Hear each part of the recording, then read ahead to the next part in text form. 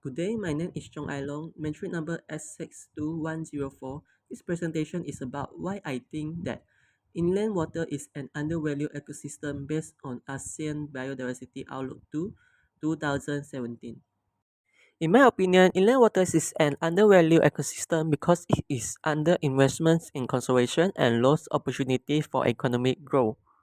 This can prove by ASEAN Biodiversity Outlook 1 that emphasize that inland water body in the region are the most threatened habitat on Earth.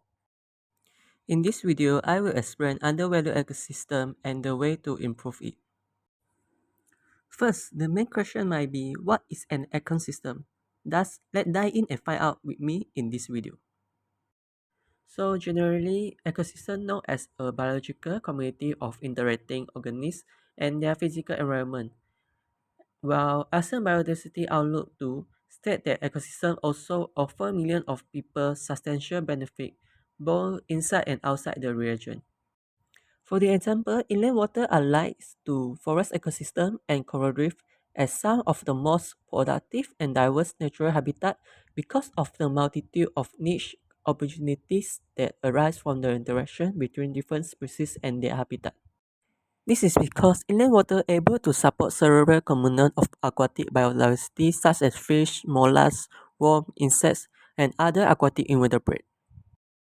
Well, what about inland water? Inland water refers to body of water that are not part of the ocean, such as freshwater lake, river, stream, marsh, and peatland. Inland water ecosystem normally is made up by freshwater. Freshwater is a type of water that have very low concentration of salt.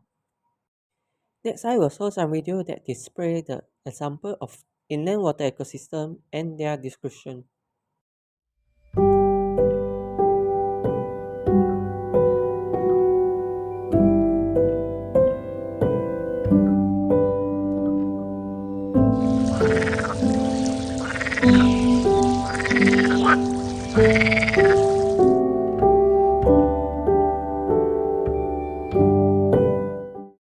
So let's have a look to the reason I think that cause inland water ecosystem become undervalued. First, the cumulative impact of small-scale activity. Small-scale human activities such as agriculture, logging, and infrastructure development can cumulatively have significant impact on inland water ecosystem. However, this individual activity may not be perceived as major threats, leading to undervaluation. Based on ASEAN Biodiversity Outlook 2, the region wetland of ecological significance, including inland water, are gradually disappearing. This phenomenon is primarily linked to the rising food demand of the expanding ASEAN population, which in turn affect the amount of water need for domestic, industrial, and agricultural purposes. This means that there will be an increased need for place to house land-based inputs such as chemical, sewage, wastewater, and sediment, as well as the location for commercial, tourism, and agriculture. Although dam and water management practices geared toward intensive agriculture are advantageous to the region's expanding economy, they endanger the preservation of species within this ecosystem. The economic value of freshwater ecosystems such as the service they provide water purification, flood control, and fish production is not always quantified and recognized in economic system, leading to undervaluation in decision making. The abundant biodiversity resources found in these locations are immediately at risk since their ecosystem services are frequently underestimated. Inland water continue to be an important mode of transit and trade for goods between large towns and cities, even in the face of notable advancements in land transportation, runoff control, nitrogen cycling, and greenhouse gases regulation are important regulatory role of inland water. In ASEAN Biodiversity Outlook 2, it also states that they have special interaction between bird and inland water ecosystem. Wetlands are used by migratory species as feeding or staging area when traveling over their flyway. One of 9 worldwide flyway, the East Asian Australia Flyway EAF, pass through the middle of the ASEAN region. Alone it will migrate from the northernmost part of Russia and North America to countries as far south as Australia and New Zealand to spend the winter there. Alaska and New Zealand are separated by around thousand kilometers. Thus, in order to make the journey, they must be stopped where there is enough food, shelter for predator, and space to rest.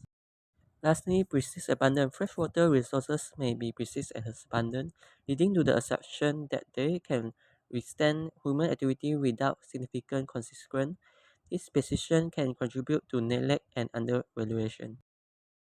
Firstly, integrate water resource management. Integrate water resource management is a comprehensive approach to managing water resources in a sustainable and equitable manner.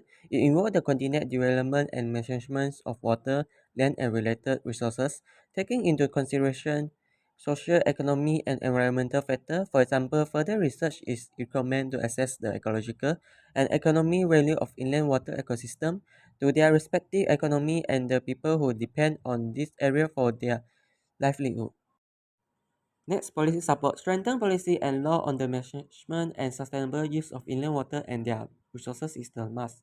Government need to have a more high commitment at the national level to establish a regional agenda that support the alignment of social and political interests with responsible conservation governance of inland water.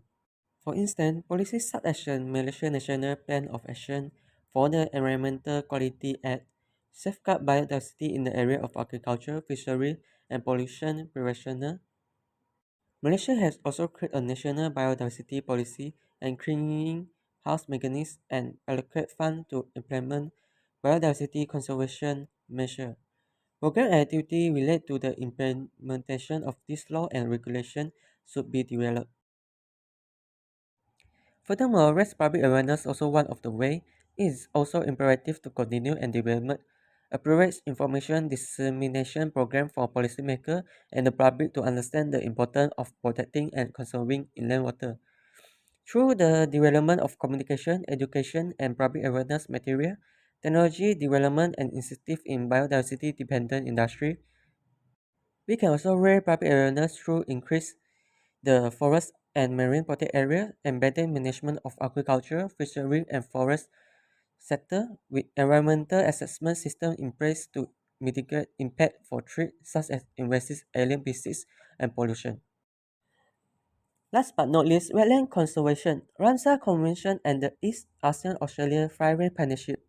As for 2015, 48 Ramsar sites has been established within the ASEAN member state, which covering 22,801 square kilometer. Well, for Malaysia, governments designed wetland of international significance, including the Kinabatangan wetland reserve in 2008, which had been under constant pressure for agricultural plantation expansion.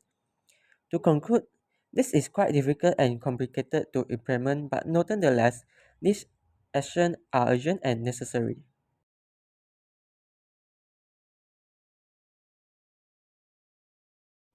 So that's all for me. I would like to end this presentation with a quote by Thomas Fuller. We never know the worth of water till the well is dry. So we must appreciate the water and not take it as a granted. Thank you.